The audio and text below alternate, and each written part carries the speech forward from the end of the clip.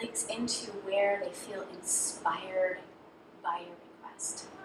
And so, like the true sort of feeling the joy almost of if they really did take you on that vacation and give you the attention that you think you want, it's going to satisfy you, right? You think, but feeling like the joy of that and bringing it. Well, I think this is so crucial. The difference between getting what you want from the request versus being a certain way self-expressed.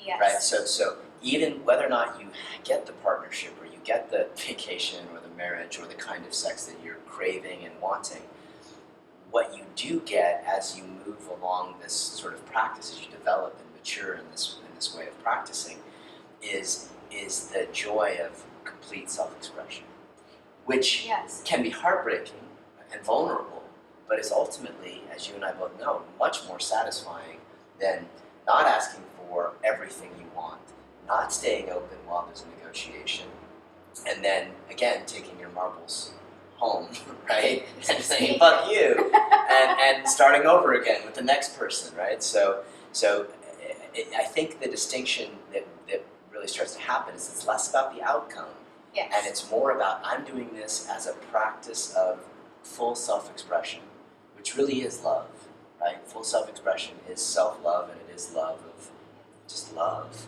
and that I think is again a higher. I hate to use the term vibrational, but it really is a higher vibrational form of expressing desire.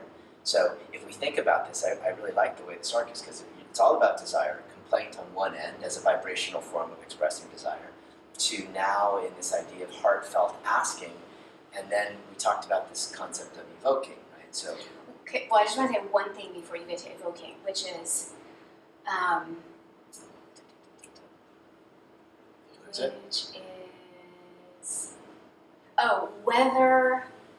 whether you ascribe to higher vibration, like whether that makes sense, right. that there is not, that the side of self-expression is a little bit more in the output side, but and you're just gonna have to trust us on this one, Right. but it's genuinely fulfilling.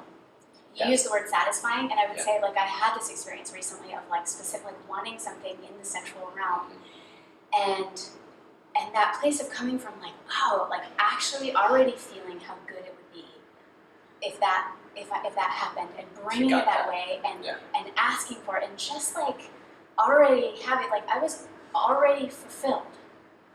Right. Not like complete, done, on my own over here and you're over there, right. but like there was a satisfaction just in like, oh my God, I Right. want this. Right. So that it really becomes as much of a gift, Yeah. right? Because you're already full. You're full in the owning of what you want. Yeah. You're full in the expressing what you want, and it becomes now a gift that your partner just giving to you. Osho talks about this, about being alone, and the only real gift is being full in your own solitary experience, right? I would say that this is part of that. The desire that you want to express as just a human being actually calls out the best in another. So yeah. And this little piece that we're teasing out is like, it blows the myth on, because I love Osho, but I do think that he's speaking a little bit more to the masculine side of things in that. And so it blows the myth on this part where we're like, oh, I'm supposed to become whole unto myself. Like, I'm a rock, I'm an island, Right. I don't need anything from you. Right. That gets confused right there. And it's like, oh, actually that can be there, and I can still want something. Well, I would use the word full. Yeah, full. Exactly. I think that there's versus that. Whole. It's like being full and still in that engagement. Right. Yeah. So in this way of vibrational, I hate to use new age terms like this, but it really just feels better. Another way of looking at it is the more that you sort of become fuller and more embodied and more vulnerable and more open, so to say, in your asking for what you want, the better it feels, not only to you, but to whoever you're asking from, your partner. But this idea of evoking, I think, is really something that it's what separates relational practice from spiritual practice. So, I talked about this idea of going from selfish to sacred, right? And I think that there's a leap that happens once you get from this place of here's what I want, to here's the part of me that's never going to be fulfilled, but I'm feeling it anyway as love, as a gift. And when we do that, we will evoke something out of our partner. So, this idea that, and like you've said before, it becomes non-negotiable. Like your partner has to give it to you if you hold the pose long enough to be able to evoke it from them. So I really like that phrase, if you hold the pose long enough, because it